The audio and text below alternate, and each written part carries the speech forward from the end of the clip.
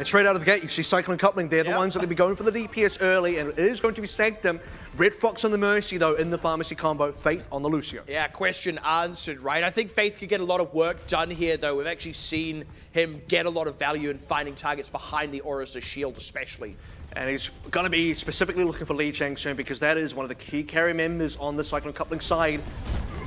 Pushing on in, Lee Chang soon, trying to get the damage output on these tanks along the side, and they do end up finishing Xenofly's mech off. They can maybe find damage onto Luke as well. Nice shot onto Xenofly to finish that one off, but now Luke taking all the heat. Sure to go down here. There we go. That's going to be Cyclone coupling able to get this point as it unlocks. And as Global Esports do look to reset here eventually after, giving away another kill to Lee Chang soon, do they look to change compositions? Does Xeon Flux go to something like a Moira? Do they want to go to an Ana instead? Do they want to bring up their own DPSs? Because you do need to deal with Jackie. Lee Chang soon is somebody that you can dive on and you can pressure, but much more difficult to do that versus the Fire in the Sky. Speaking of the Fire in the Sky, look at that ultimate charge. Red Fox as well, nearly on the Valkyrie, is certainly not to be underestimated here. The mobility in this confined space is very, very nice. And that sort of free verticality. This is where you need to rely on Kim Gute to get this Graviton Surge, but only at 31%, meaning you're probably not going to see it in this fight. And if Global Esports lose this engagement again, you're going to see 50% plus, maybe 60% on the objective for Cyclone coupling. Global Esports are just struggling to find even a rotation that can get them within spitting distance at the point, or even of a fight. Finally able to make a bit of a move on towards Fallen, at least in his direction, but even then, it's not that simple. So few ultimates available for Global Esports. It is a one-for-one trade, though. Thing is, when you've got that Mercy, a one-for-one favors you, and now it's even better than a one-for-one by a massive margin. The Rocket Barrage didn't get too much value, but this has still been a cheap fight in terms of ultimates for Cyclone coupling when you consider they've still got 4 available. And an expensive loss on the side of Global Esports, not in the fact that they had to use ultimates, but in the fact that they couldn't charge the ultimates to then be able to use. Kim Gute, let's check up on that again. 31% coming in, 57% leaving. He just doesn't quite have the targets to get the damage on, can't effectively charge up his own energy as well. And for Global Esports now, 76 is what they have to push into. This is almost a must-win fight already. The only things Global Esports have to work with, I mean, they've got a Transcendence, which is good. They've also got a Primal Rage and a Self-Destruct, neither of which are ideal. Primal Rage can get a lot of work done, but Luke already taking a lot of pressure. Deadeye doesn't quite do anything. Self-Destruct fought from Xenofly. Good start. Find Red Fox, can't raise yourself, but Xenofly did trade his own life for it. They find Jackie, though, and now it starts to open up a bit for Global Esports, who are also set up on the point, so they are going to get the cap as the fight's going on, and Cyclone coupling kind of end up on the wrong end of a lot of those trades. And I think this is coming from miracle picks. Okay, you have the Self-Destruct that gets your Mercy out of the way. Once the Mercy's out of the picture, Fire suddenly becomes someone that is a lot easier to take down, and Xeon Flux is going to be the one to deliver that kill over as well. Cyclone coupling have, unfortunately, not a lot of good members to be able to contest the point. Orisa, if he was already sitting on the point itself, would have been good, but that wasn't the current positioning. And now Cyclone coupling, after all these changes, actually come in at a potential deficit. Yeah, a little bit, shall we say, unfortunate, or is maybe that too heavy-handed? At any rate, Global Esports with the defensive ultimates have a massive leg up here. You do need to see this Graviton Surge from Kim Gute come up pretty soon. GG with the counter. Yep, that's an easy answer. They did at least have that one tool, but now Cyclone coupling, very lean. Still just surviving in the fight, though. Self-Destruct finds Fate. That's big. He did at least get the sound barrier off, but Lil Rax was also taking pressure on the front line. That ends up being a 2-for-1, now 3-for-1. That's really good value for Cyclone coupling when you consider that is mostly ultless, getting just enough out of the few tools they had. Now looking to get back on the point. But I think Luke has done enough here to be able to even out the numbers such that now Cyclone coupling don't quite have the same amount of reinforcements. Faith is going to find 2 as well. This now should be the push rebuff. And that's the re-entry on Faith, who did, as we saw earlier, go down to the Self-Destruct, one of the earlier ultimates in the fight. So Cyclone coupling do still come in with some more tools for the next fight, though. And these have been 2 huge fights. It's been 2 long engagements that have given Global Esports 80% plus on the objective itself, and Cyclone coupling in a very winnable position, and now looking like they're kind of struggling. They do have a minor ultimate advantage that they can lead into for this fight. Cyclone coupling, it's that one-fight territory. They've done the groundwork to get to 99%, but they still actually need to win that extra fight, the one that counts the most. Self-Destruct from Xenofly gets nothing done. BCGG in to answer Kim Gute's grab. Xeonflux is close to Transcendence and did take a bit of pain there, but doesn't have it as the grab comes out. That means Fate is going to go down. Jackie, good trade there. And Luke gets a huge bump over the edge fighting MG. Red Fox giving the team in it, but no such luck for Fallen. Was already too low even with the sound barrier out. Kim Yute has just got so much charge in the pocket here, getting a lot of work done. Far more, unfortunately, than what Lee Chang-soon was getting, and that's going to be Global Esports turning it around from the 0 to 99. And this is unfortunately a really upsetting loss for Cyclone Coupling, who led by such a huge margin on the objective timer, but also in the fact that they had a very winnable fight towards the end, where they got to the overtime, they still had their Orisa composition, a lot of ultimates at the ready, but because they lose 2 crucial members and lose a cap, they just decide to reset, change the composition, understanding that it's hard to push in with Orisa again, but that had to be the push. That had to be that fight defensively they needed to win. If they don't lose Red Fox to the self-destruct, I think that could have been probably their round to take. We also saw Faith just getting the regular amounts of value. I mean, to get a boot kill while you're stuck in a grab that eventually kills you, it's the little things like that that really show Faith's chops. And this is now where Cyclone Coupling get to go out and play the DPS that we were talking about earlier, MG on the Tracer as well, so kind of showing what his flexibility is like as Global Esports roll out on a Sombra Ghost comp. Seeing Jackie back in disguise as well.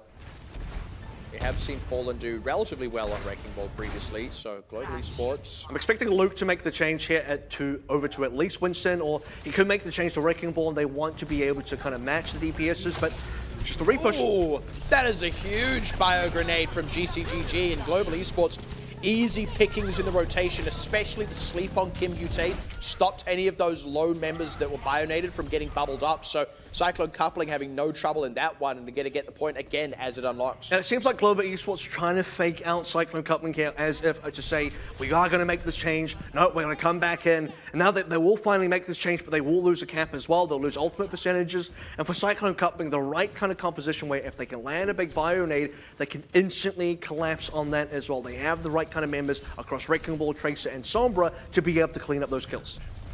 Oh, catch on MG is nice. It is at least a trade, but that's a favorable trade, you have to say, for Global Esports. Less so now, Little Rake's getting picked off, and I wonder if MG is resable. Probably not. Just going to come back the long way. I think Kim Yute has to be the member you have to keep your eye on the most here, because he's the one that has the viable counter specifically against Jackie and Red Fox. If he's the one that can find this damage, it's going to be the pharmacy of Global Esports that will be in the lead.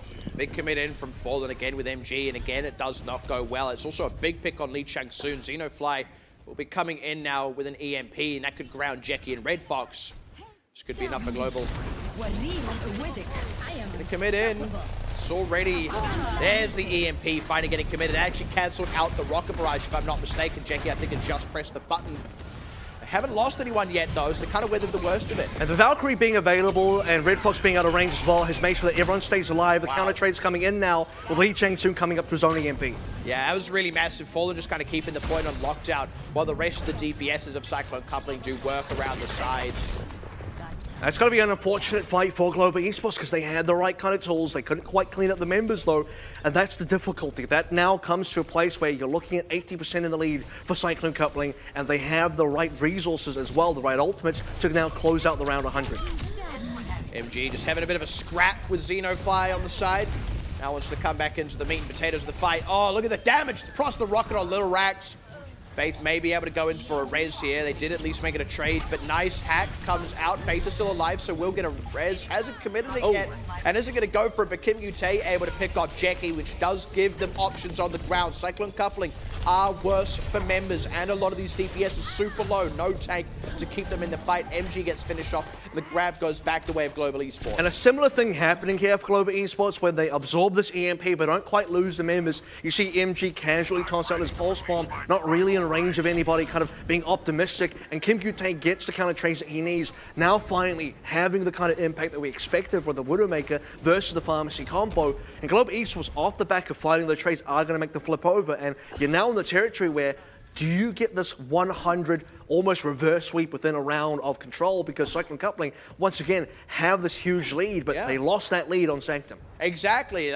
Getting the Vietnam flashbacks at this point, that is a reasonable EMP. Huge Cyclone shot. Coupling are getting way more value, just out DPSing, out sniping out everything right now. And I mean, that's now the third EMP we've seen get a good connection, but no actual tangible follow-up in the fight. Good counter trades coming in quite late, though.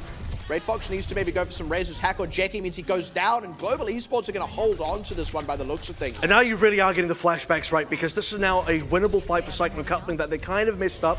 They had a great lead. They're still in this slightly, but they will eventually get rebuffed. And 60% for one engagement, roughly, for Global Esports is huge innings. This could now be the final engagement for Cyclone Coupling post-reset.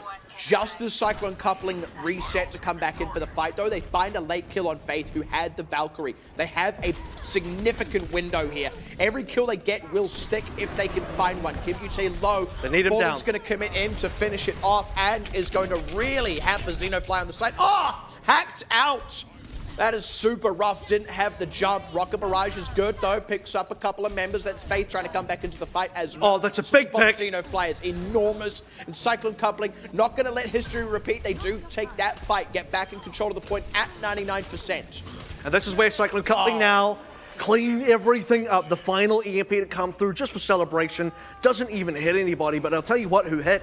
GCGG, Sleep Dart into the shot that kills Xenofly, who also had an EMP. Now, we do say that EMP hasn't had the greatest effect so far in that particular round, but you can imagine, especially in final moments, if it helps you get more kills, if it helps you do something, that would have been Global Esports potentially pulling themselves back in. But as we headed towards that final engagement, as well, you just saw the few kills come through. It really started with the headshot onto Faith to really get him out of the skies, and then for Global Esports not being able to reinforce fully until the round was over. Now, the tiebreaker round onto Village.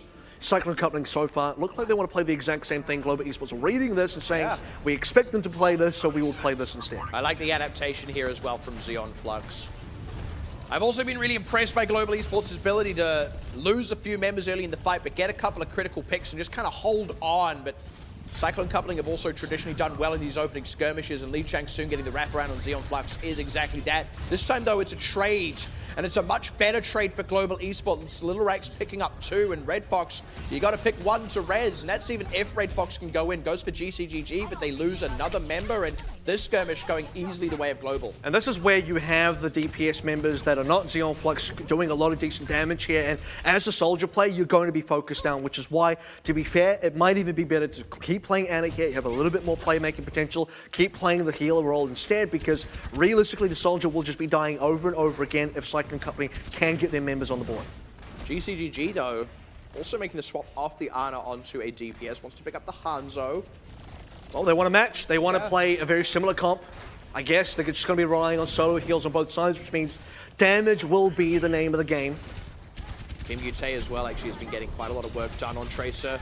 Xenofly goes down, nice pulse bomb, going to allow them to finish off Fallen, so that ends up being a 1-for-1. Rez comes in as well into Xenofly, and Fallen is not in a particularly safe spot for Red Fox to go in for a res, so Global Esports just kind of getting away with murder there. Now they find another one, and this is how these fights seem to be going when Global Esports match the DPS comps. They just get a few more picks, and Cyclone Coupling get no answers. And it's a match in terms of, okay, on paper we're playing very similar things, but the actual output and the actual impact of these players is quite different right now, because you're seeing Kimpute being the key player for both teams. I would say that it's done the most work across both sides, and you are seeing that also reflected in the round score here as well. 60% now being collected, and Global Esports are very much in control. Cyclone Coupling finally come in with some ultimates. That's a decent EMP, but as seems to be the way, it's actually the team that gets EMP'd ends up getting the better trades, the better kills. Much Cyclone better kills. Coupling absolutely wiping the floor on that one. That was coming in with an ultimate advantage anyway, so actually getting the regrab here is super impactful. They should be able to catch up a lot of this lost ground. And there's a couple of things that are happening here to sort of justify this kind of, I don't know, what the going-ons of this EMP is, which is to say, okay, if Red Fox gets the Valkyrie out first, you have some decent defensive capability with the AoE healing. On top of that, you have members kind of stacking together, waiting for Global Esports members to get quite aggressive. And the team that generally EMPs wants to dive onto EMP members, but that also puts them into a lot of danger, especially if you're playing hard DPS comps. Getting that pick onto Kimpute with no counter trade kind of just bought Cyclone Coupling like an extra 10 to 15%. It's the little things that count. I want to see how Lee Chang-soon and the rest of Cyclone Coupling are going to be playing this EMP scenario, because as we've seen, most teams have unfortunately not been playing them super well. MG just giving the runaround to Xeon Flux there. Stays alive as well, kind of slips out of that. The race comes in, though, as GCGG goes down. So Global Esports looking good here. Nice EMP, but once again, Tactical Visor coming out just before. This was a late EMP, so though. Hard to follow up. Rocket Barrage from Jackie gets reasonable value, but Global Esports is still pretty good in this fight, just looking at the tools available, if nothing else, and the fact that their members have not been as pressured. And Little Rax's Rocket Barrage getting that final necessary kill. And you see the EMP come through from Lee Shangsun after already losing a couple members, already having members on the brink of dying. They're trying to rescue this EMP scenario, putting the Rocket Barrage in. Okay, you get a couple of trades, not quite good enough here, 90+% for Global Esports, and it is eyes on the Tracer players who have both made the highest levels of impact. That's one of the, they were so relying on having that coming on the pulse bomb as well. Kim Butte is just on a tear right now. They were hoping to get something out of the Widowmaker as well. That was what Lee Chang-soon made the swap for. They're not going to get anything at all. And meanwhile, on the point, Little Rax just gets so much work done. And Global Esports, no trouble holding on to that. Close across the board, I have to say. But GE just keep edging it out. And really, this kind of gameplay reinvigorates long-lost memories of a dive meta where Tracer was incredibly dominant, and this is the kind of power that a Tracer pick can give you when there's no Brigaders on the field. And you, at some stage, want to believe one of these two teams will possibly bite the bullet here, change back onto a more standard 3-3, or at least change onto a Brigader to put some more pressure on the flankers. But both teams were very confident in their DPS picks, and they both had some very good results across the board, but it just came down to the fact that I think for Global Esports, taking the 2-1 here, Village being, I think, the penultimate map that really shows the capability of the two teams. Kim Butte is a standout among the 12 players that were on this map, and rightfully so, Global Esports take that lead. That was an interesting one overall, right? Because of all the things we talked about with potential, with compositions, I actually felt Nepal was the map where we were most likely to see a kind of 3-3 or maybe 1-2-3 mirror if these teams wanted to run a Sombra. Instead, we just saw DPSs all day, every day. We saw like a tiny little bit of regular goats back on Sanctum, which is kind of the maybe the one place you'd expect to see it regardless. So this has been pretty fascinating out of both of these teams. And I think on some stage where the part of these comps that I didn't quite enjoy so much was the soldiers and the Hansers being brought up because they didn't quite have the level of impact. You have a case where, okay, if you're going up against more of a standard 3-3, that would be more favorable, but up against Sombras and up against Tracers, if you're the soldier player, you're going to get picked the entire game, which is essentially what happens. So I would have liked to see a world where that player goes on to the Brigada, or the Widow player goes to the Brigada, and your aim support, your flex support player is playing the Widowmaker instead. That would make a lot more sense to me. But you're in the sort of case where, once again, both teams are in this kind of place where they're both stubborn in thinking that we're going to make this work, and at the end of the day, it's Global Esports who reap the rewards. Yeah, I mean, it's a bit of a shame as well. I'd say more so for Cyclone coupling when you saw the amount of value GCGG kept getting on the Ana in previous maps there. Like, it was absolutely nuts, right? Like, I think Shrine kind of gives the best example of that. A huge bio grenade and a sleep onto Kim Butte. Like, that's one hero that was kind of the alpha and omega of shutting down your opponent's entire team comp. And then we saw the same kind of thing at the end and getting the ideal sleep onto the Sombra. But as soon as you take that on the board, like, you're never going to get the same kind of playmaking out of a soldier. It is going to be a different kind of matchup, though. I have to remember that was versus more of a 3-3 at the start, and then moving to DPSs later. But moving on from that as well, we're going to be heading into the next map and game mode, which will be Assault. So let's go ahead and find out a little bit more. Welcome to Hanamura. This is Assault. Two teams face off as either defenders or attackers. The attacking team has a limited amount of time to capture two objectives. First A, and then B. To capture an objective, the attackers need to stand within its range for a set amount of time. Defenders can delay capture progress by also standing in range. To resume capture, the attackers must force the defenders off the objective by any means necessary. If successful, they score 1 point and gain additional time on the clock. Now the fight moves to objective B. If even one attacker is on an objective when the clock runs out, the game enters overtime. This extends play indefinitely until either team is cleared away. The round ends when the attackers capture both objectives, or when time runs out. Teams switch sides each round. Whichever team scores the most points wins.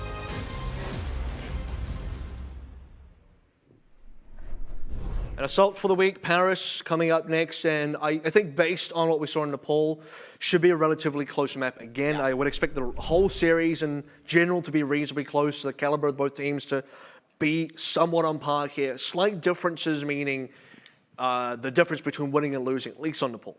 Paris has also been interesting because it is a map where we do see a lot of bunker defenses, especially on point A. And it means it's been a map that's often exposed the weaknesses of less flexible teams on the offense and their ability to just competently switch up the composition to, you know, whether you want to play a spam comp or a dive comp or, you know, whatever you feel is the best tool against the bunker. We've seen a lot of teams not actually really be able to play it adequately and end up losing a lot of time for it. So this is where I think flexibility is quite important, not only in the fact that, okay, you can choose to run a bunker or you can choose not to, but also how you approach the bunker, because where we've seen teams fail quite a bit is in not being able to have the flexibility in saying, okay, we can go for a spam comp here, or we can go for this or that. They're kind of more pigeonholed into only playing one thing. So let's say, for example, the 3-3 goats, and then that doesn't work and they don't have another option. Or teams have kind of tried to play a spam, but it didn't quite work out for them. The execution was a little bit off, or they couldn't quite play the dive. I think based on what we've seen so far, both teams kind of have decent amount of flexibility, which was I would say, a bit of a pitfall for both teams in the opposite way last season, where Global Esports couldn't play DPS and Cyclone Cupping couldn't just play 3-3 goats, and now they can play each other's compositions. That makes things a lot more interesting moving forward in terms of how they want to address matchups. And it means there should be a more even matchup, I would say, than a lot of what we see on Paris. It's an interesting map because, like, half the time, like, let's say you got two teams, neither of whom can really, like, run or counter a bunker. Like, you just kind of get more 3-3 matchups. It ends up being relatively even. You get two teams who can play both of those things very competently. Ends up being relatively even. Everything outside of that, which is actually most matches, not that every single one of them goes to Paris, mind you. That's not always the assault map, but every single other kind of matchup can often end up being just massively one-sided. That's where we've seen some teams pick up some very impactful wins. Global Esports themselves kind of suffered a little bit for that in the past. It's a very telling map, I find. I think creativity, once again, is going to be the key word to move into this map in particular. And then later on in the series, we'll see if, you know, the creativity does continue. But, I mean, for now, you have still a matchup, still a series that is hard to predict. Nepal being the first map where we do get a result, and the rest still up for grabs.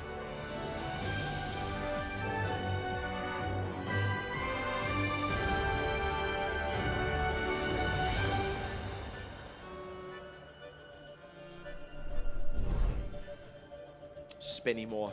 I get it. Very upfront with the marketing. In terms of compositions, defense, it's going to be a Pharah, Widow, Bunker. Bunker type, this is more of what we saw in the very early days of Bunker, where you had a pharmacy off to the side, and you had your core tank players playing together in this sort of, I guess, Bunker position that we see on the point. And for Global Esports now, the response will be a spam composition, Hanzo and Pharah. It's interesting as well for Cyclone Coupling. Like, there's no Torbjorn, no Junkrat, no Bastion. Like, a lot of the things that most teams are pairing with in Orisa, Cyclone Coupling don't really seem to care for. It is, like I said, you know, it's more of the original kind of Bunker, the first version that we saw, but I think the version that people moved past very quickly, which is why it's strange to see this being run. Could just be enough of a curveball, though, but Global Esports haven't taken too much heat just yet. Just kind of gearing up, really, for their push. Oh. Didn't quite have the momentum that he was looking for there. Ends up slapped, and that's going to cost Luke his life, unfortunately. And this is where focus can be quite hard, because your Global Esports, usually up against other bunker comps, it's quite easy. You go for the Bastion, you go for the Torb, you go for what is possibly one of the primary damage dealers. Here, realistically, the primary damage dealer will be Jackie or Lee Chang Soon, and to go for either of those will be a lot more difficult, so you really have to kind of put your eggs in a basket to say, which player do you want to kill? What is a higher priority here? So far, I'd say Jackie's a higher priority. Global Esports would tend to agree. They're playing now the Widowmaker. Good adaptation. Xeon Flux, I also like this, just an extra little bit of pick potential here. This is really just an Orisa Hog comp to give them the Halt Hook and all that jazz. And I think this would give them a lot of capability to, as he gets eats to sleep, to take down the pharmacy combos. If you can land a Halt on either of those members, wow, that's a free kill. There's that spam damage. I mean, Just that second of safety that they got from Xeon Flux being asleep for a second and a bit behind the team, but the res onto the Little Rax and the pick onto Jackie kind of evens things up a bit. The DMAC on Xenofly isn't actually all that dangerous anymore now that Jackie is down, and Xenofly hasn't actually died yet. And, ooh, that was so close. And this is where you need to see Jackie come back. He had a rocket barrage. Fire's going to take too long, so it's going to be Doomfist to be served up. I don't mind this necessarily. Jackie does have a good Doomfist, and it gives them some opportunities. Again, nice hold hook, but the defense is there from MG. Gonna go ahead and put the Supercharger down, actually. They really want to dig in the heels. They don't want to let Global Esports just move further forward. And they need to buy time. That's why Nano Boost is being used as well, and they're going to be able to try to contest this one. Jackie should be back on the point by now, but they need to find picks. Things are even Stevens for the time being. Self-destruct doesn't get much done, but they do demec Xenofly. Xeon Flux, though, kettling everyone back into the room with the whole hog. That at least buys them a third here, but they lose Lee Chang soon. Cyclone coupling, they need to find a way to fight back out onto the point. 2/3 now have gone. Little Rex does go down, so Jackie's starting to get a lot. Huge snipe onto Red Fox, no res to come in. And as long as Kim Butte is uncontested, that can keep happening. Next is looking like it's going to be Jackie. Goes down to Little Rax, and Global Esports have cracked this one. And I think that in this case, even if Kim Butte went down to Jackie while he was killing Faith, or Red Fox rather, who was getting that res on, that would have been worth it. But for Global Esports, they get the best of both worlds. They get everything and more. Now with the cap over, 4 minutes and 47 to go. Thought about making some changes, realized actually this comp is not too bad. Let's keep on pushing. Cyclone coupling have also not made any changes. Actually, they have made one change, and that is Jackie himself has gone onto the Roadhog. So that's the one thing. Yeah, Global Esports think it's good. Cyclone coupling obviously agree. They just want to Norris a hog of their own. Now this is where both teams just want to play for the combos, want to play for the pick potential, and you have that in spades. You have that with the combo as mentioned, but also there it is. You have that in the Widowmakers as well. And you get that extra damage out of the Valkyrie, the damage boost. They're able to drop Jackie like that, and MG now demeched. That's the damage you can do to these tanks. Another Push him to the point. Hog for Xeon Flux. He had one just last fight. Kim Butte gets picked off. This is already going swimmingly for Global Esports, all things considered, but Xeon Flux going down on the side. Cyclone coupling may just be clawing their way back in here. Haven't quite lost that first tick. Well, they have a resurrection here and they have the respawn advantage, and Cyclone coupling are starting to lose a lot of HP. If they don't get more picks from here, and they are starting to look that way, they can still cap this one. GCGG is also starting to get a lot of value. It's actually a slight difference here. Their DPS went onto the Roadhog, whereas for Global Esports, Xeon Flux played the Roadhog, which meant they lacked the Ana. You started to see how much the Biotic Grenade denies the self-sustain of the Roadhog. It's part of why Xeon Flux died quite early in that fight as Cyclone coupling started coming back. And this is where, okay, you do, again, you lean into the respawn advantage here. You don't give away a tick, which is very well done by Cyclone coupling, who started to look like they were getting a little bit desperate. Started to see the maze coming through as well. But for Global Esports, once the kills start to slow down and they lost their ultimates, that was basically it. Both teams now seeing that, okay, we are going to go to something standard. It's going to be the 3-3, and the first real kind of mirror that we're seeing, Red Fox staying on the Mercy because he has, or she rather has, the Valkyrie as the only sort of outlier. It's a good read by both teams, and I do like actually sticking with this for the Valkyrie. They've also got this nano boost. You see that going on to Fallen just to get value. Also helps recharge ultimates for Cyclone coupling, who were already ahead, so this kind of helps jumpstart the economy where Global Esports, you know, still just kind of turning the engine. And this is where now Red Fox probably changes onto the Lucio as Cyclone coupling more comfortably defending B now. 2 minutes 30 seconds remaining on this cap. And for Global Esports, you have to do a little bit of a stock take on where their ultimates are at so far. 49% for Luke. Little Rax is the one that's quite close to Rally here, but nothing really stands out until you start getting into Earth Shatters and Graviton Surges, because that is where you can win the game. Specifically because both Red Fox and GCGG don't have ultimates yet. They've freshly changed onto other heroes. Kim Butte has done a good job at consistently staying ahead of Lee Chang soon as well. And the grabs have brought them value. There it is, already out. They find Luke. Lee Chang soon. It's going way too even. Yeah. That's not what you want when you commit the grab, and Kim Butte now taking too much pressure as well. And that's with no defensive ultimates, mind you. That was just the Shatter from Fallen that they charged up with GCGG's earlier nano boost, and now he's coming up on a Transcendent. Cyclone coupling still looking good. And I think that was going to be the defensive ultimate, right? The only defense they have is a counter attack, and if you can land a Shatter in the middle of this push from Global Esports, then you can repel it. But that was the only out they had. If that didn't happen, likely this would have been a maybe tick taken away. It would have been a lost fight for Cyclone coupling, who now continue to defend. 120 remaining, and Global Esports have lost their grab and need to rely on their own Shadow. The good news is they do at least have a Transcendence to answer Lee Chang-soon's grab.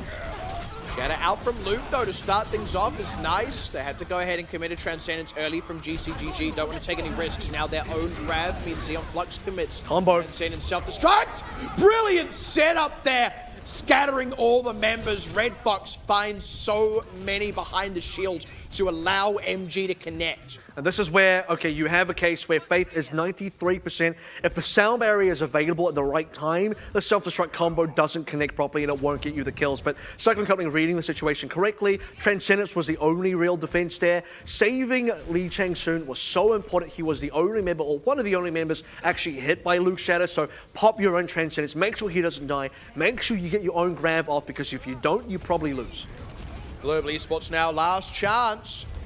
They do have some ultimates to back it up, though. They've got the sound barrier to buy them time. They've got a grab coming up from Kim Butte as well. Cyclone Coupling actually don't have a lot necessarily. Oh, Fallen. That's a good Shatter, though. Looking to get the charge in. They don't quite find that, and Fallen ends up going down on the side. Nice timing on the sound barrier from Faith to keep the team in it. And now they've got that grab from Kim Butte, who has barely survived the entire fight thus far, despite being the bearer of a lot of pressure. Cyclone Coupling buying some time with their own Transcendence, but as soon as that runs out, they're losing members, and they don't have time to wait for respawns. They don't even have the counter trades to support it. It is an overtime cap, but Global Esports will find it. And this is where, unfortunately, Fallen doesn't find the right kind of shatter he's looking for. Rather, he finds a member, he tries to go for this charge, but you look at Faith, he drops the sound barrier just in time to save his brigade teammate, and this is where, if you are Cyclone Coupling, unfortunately, you don't pick up the kind of kills that you got off the shatter that you really want to, and then on the opposite side of things, Kim Butte is able to pop in his own Graviton Surge, and that's really all you need.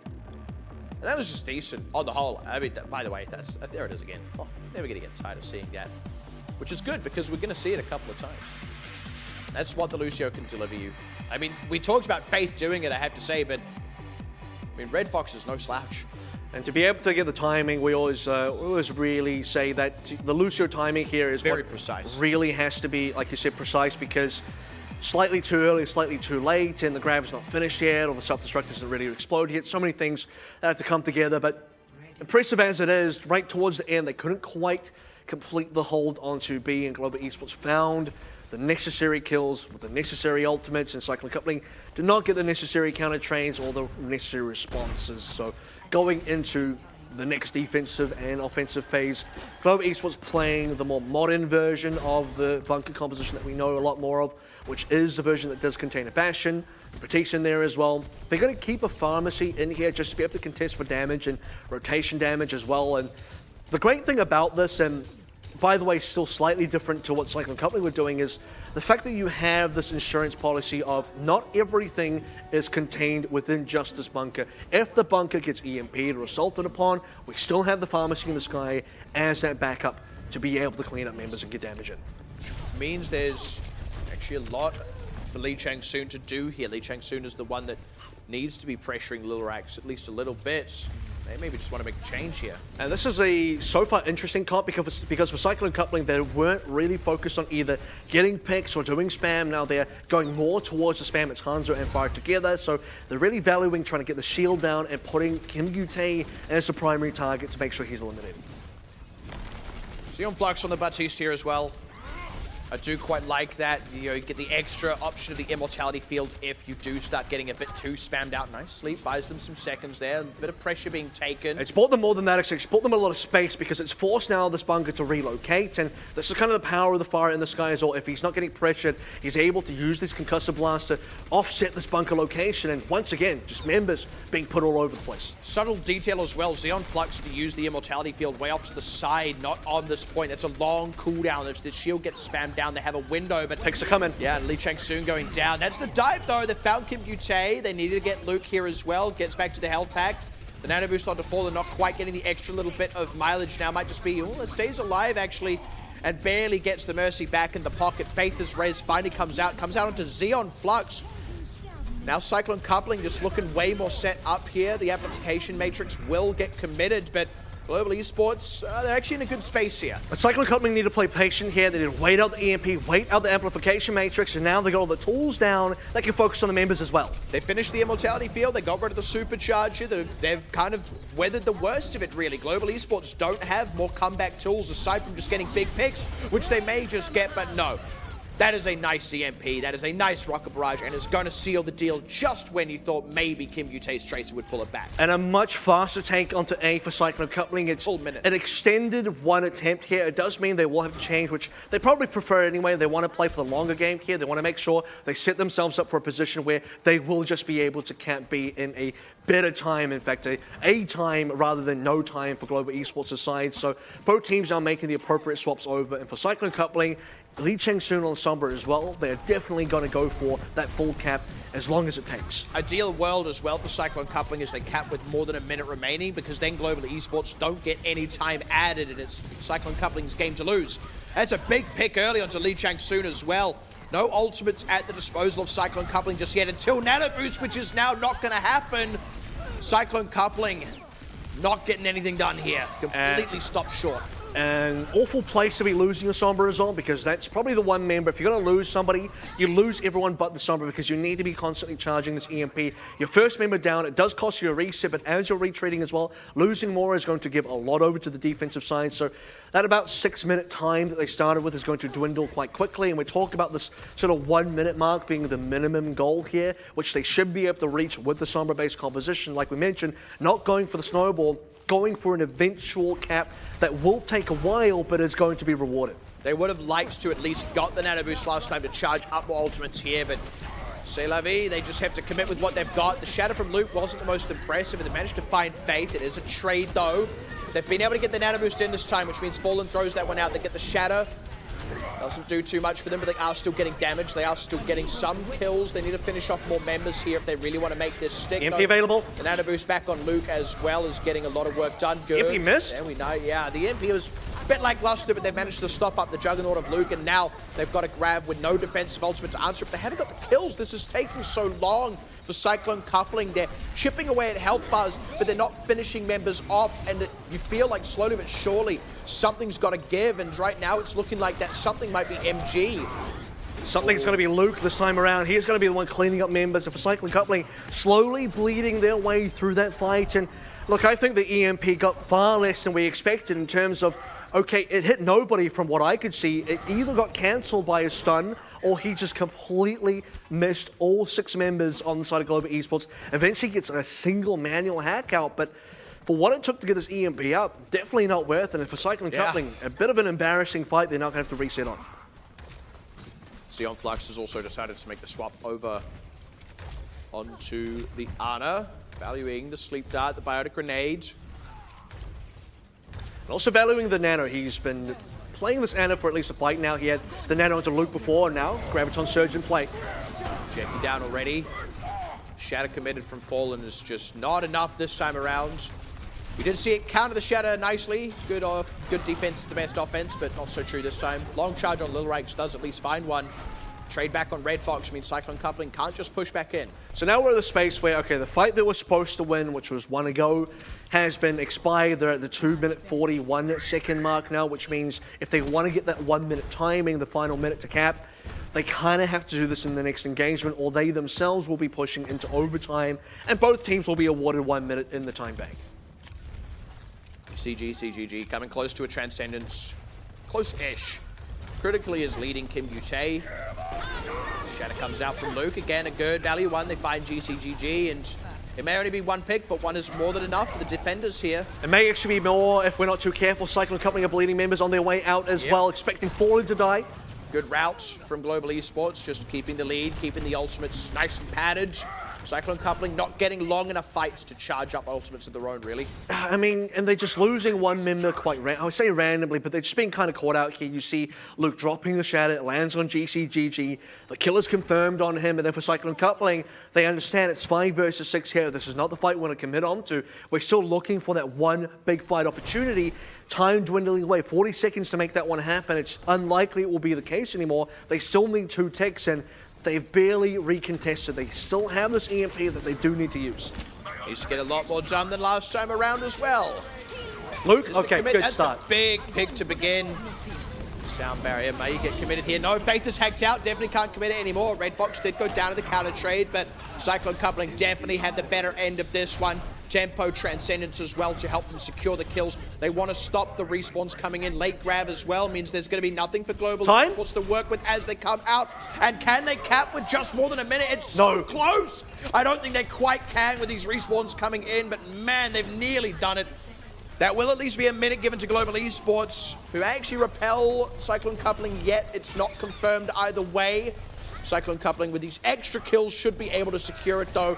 That's very critical for Global Esports. It keeps them in for a chance. And let's also look at Global Esports in terms of where that defense fell as well, because they had members, unfortunately, Faith got hacked in the EMP, so this time it does connect properly.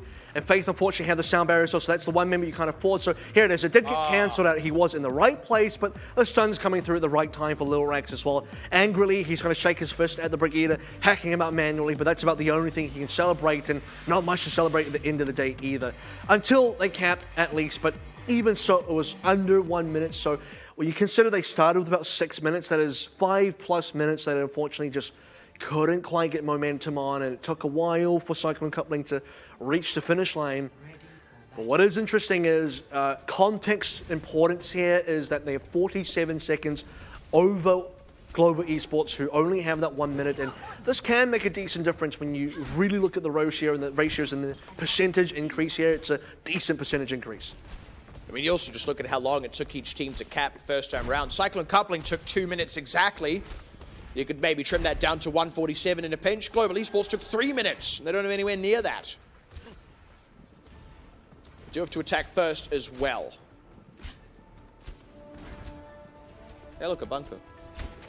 And likely for Global Esports, they'd be happy with a tick or two here. They probably shouldn't be able to camp within 1 minute, because it takes the whole 1 minute usually just to get past the bunker, just to force the positioning away, just to find enough picks to do something with. So bunker's quite, I would say, oppressive in a time-back scenario where you just certainly don't have the time to work with. Puts Global Esports in a very unenviable position. And they're still just waiting. They're still trying to find out, okay, how do we get around this one? 30 seconds to go. And we're going to play Widowmaker, we're going to play Hanzo, we're going to play Halt Hook combo with our Orisa and Roadhog here. But as you mentioned, I mean, by the time you get to the stage, they've barely started pushing. Cyclone Coupling, I mean, they haven't even been pressured off this forward position. The rotation's going to come through for Global Esports. And nice hot hook onto Fallen, though. Going to get healed back up. And to heal onto Xeon Flux as well. We're basically into overtime now, and they haven't touched the point yet, which is the problem. And they've also allowed Cyclone Coupling a bit of time to rotate back to the point themselves. So even when Global Esports get there, Cyclone Coupling will be there, ready for them. Both Oruses sitting pretty entrenched, just having a bit of a slog match, a war of attrition as it were. Global Esports, rest of the team, trying to get on. Jackie goes down, they nearly found Xeon Flux, but not quite. He's able to heal back up. Now Fate with the huge bio grenade, but they can't follow up on those three members. They find Lil Rags, that's not your ideal pick. Xeon Flux now getting onto the point, not going to last long enough. The nano boost onto MG allows him to finally start following up on these members that they have got so low. Self-destruct will preserve the mech as well. And Global Esports are going to get pushed off, forced back, and shut out. Now that should be the pushover. Now Faith finally goes down. The last bastion of offense, I should probably say in this case. And Supercharge are going to seal the deal as well. Bit of a heartbreaker to see a Bionade come down. So many low members, and to not have them cleaned up. That could have been the disaster for Cyclone Company that cost them the first point and potentially would have costed them the map as well. But now, in a position where the best result for Global Esports would be a draw if they can manage to hold out the one tick for 147, which is actually extremely doable. Yeah. The likelihood of seeing a draw here is actually quite high. It comes down now to, can Cyclone Coupling break this bunker where Global Esports could not in slightly more time, but realistically not enough time. The net effect, by the way, Cyclone Coupling in the initial phase capping with over a minute, even if it was right on a minute, they would have had a minute to break a bunker. What they've done instead is they've got themselves in a situation where, same effect, they only have to get one tick in their offense because they were able to successfully defend, and they have a little bit more time to do it in. So, in one sense, it is more favorable than what it might have otherwise been, but at the same time, you're completely right.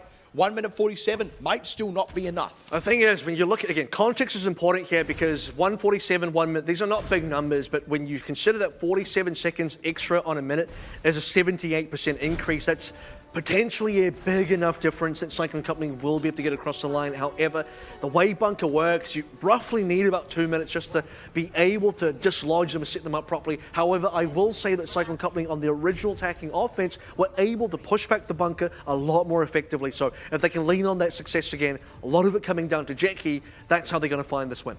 That's the thing, even though it took them 2 minutes, within about 45 seconds, they had the first tick of that original push, and they only need 1 tick. So Cyclone Coupling slowly gearing up for it. MG looking for something around the side. And they're really putting a lot of eggs in the basket of, okay, we need the damage. MG's kind of spotted, but not really. So this is where, because they only need 1 tick as well, they can apply pressure on the point. That's also important. If MG decides he wants to just play, you know, he's got to be the mosquito on this point that you have to keep waving your hand at, that's going to ruin the bunker as well.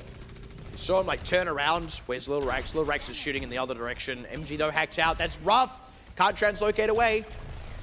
That loses a lot of pressure. They actually have to go in for a res. Red Fox barely able to pull that one off. Jackie goes down though instead now, and again, they're just losing the damage pressure, and it's only getting worse. They just need a reset now. Okay, so this is the one fight they can realistically afford to lose. It's not going to give necessarily that many ultimates to the side of Global Esports. Xeon Flux, Amplification Matrix, it's a good one. It's not going to possibly be the game-defining one just yet. Red Fox with the Valkyrie is also quite nice, and they want to go for more of a dive now. You can see MG going over to the Diva. Olin's already low. Lee Chang soon going over to the Sombra. They are very much wanting to just go for this bunker, potentially also contest the cap itself, but they've only got 1 ult. They've got to deal with the Amplification Matrix this time around. That's actually going to really hamper them. There's just so many things that Global Esports could use to shut down Cyclone Coupling. They need to get so many picks if they want to have a good shot here. And I don't think it's, again, the Amplification Matrix probably not the key ultimate. The EMP will be far more key. Tank form as well as big. Ooh, finding Fallen early is really nice. It just removes that frontline dive pressure. Kim Yute goes tank form, but he takes too much pressure. Lee Chang soon finds it. Xeon Flux down as well. The rocket barrage from Lil Rex only gets MG's met. Jackie's able to find him while he's just sitting duck in the air. Now his own rocket barrage doesn't get much done, but Xenofly goes down. Kills are there though. He's got it. Faith trying to go in for a res, but he's lost Luke already. Going for the res. He's drifting off the edge. Oh, barely gets back up. Lil Rex is going to have a lot of work cut out for him and needs to stay on the point as well, or the third just goes over, and there it is. Cyclone Coupling set themselves up for the win. They execute just barely, but they do tie up our series. And this is where, okay, that 47 seconds comes into where they're allowed to lose that one fight. I think having the capability to lose that one fight, reset, come back in for another try, is the night and day difference that unfortunately Global Esports didn't have on their own push that ends up making the difference. So Cyclone Coupling, a couple of things towards the initial stages for both teams that could have been done slightly better. Overtime push for Global Esports, a almost overtime push for Cyclone Coupling, but at the end of the day, I think in terms of the series here, you can see the 1-1 scoreline as well. The margins have been close enough that either team could have won on either map in multiple situations. And that's the thing, I feel like we've had the same kind of thing happen on both maps where it's been close, and one team has just edged it out in most situations. And on Nepal, that was Global Esports, but now on Paris, it's been Cyclone Coupling. And in the scope of a whole series, that says it could just go either way. And that's quite exciting because now we really don't have any idea of who's going to come out on top. I think both teams have shown a lot of flexibility. Both teams have shown a lot of different picks here, how to play some of these picks here. There have been some mistakes overall as well. You can't ignore those ones, but I think for both teams, a lot of respect needs to be given for a lot of key members on both sides in terms of, you look at Nepal, Kim Yute was a big factor there. You look at Paris, I think a lot of people had different areas of impact that they definitely were able to lean into. Moving on from here, where you have still 2 more maps to go, the capability and I think the possibility of going to map 5 is so real. It's really starting to feel that way. You almost wonder if at that point you just end up having it go Global Esports' way, as often seems to be the case. Who wins the first control tends to win the second, but that is also if we even go there, because what's also worth mentioning is as we move into Hybrid and Escort, the entire passage of play shifts significantly. If one team edges it out on Hybrid, I would favor that team then going into Escort. I think so. I think that we'll see, because Dorado can be quite a different map as well. Yeah. So that might change a few things. I think Kings Row and Dorado are different enough that might not translate over as cleanly as possible. One but is in Britain, the other is in Mexico. very different places. But they are both at night as well, so, you know. That's true. That's true. The time differences. And time is decided in England. So that's how that works. They invented GMT, so they go, all right, now it can be nighttime in Mexico. We're allowing it. That's how it works, right? Yep. Instead of where the sun is, but that's okay. Yeah, no, of course. We're going to go to the midway break now as we hit a 1-1 draw so far in the series. Don't really know who's going to come out ahead, so you'll want to stick around for this one. We'll see you all on the other side.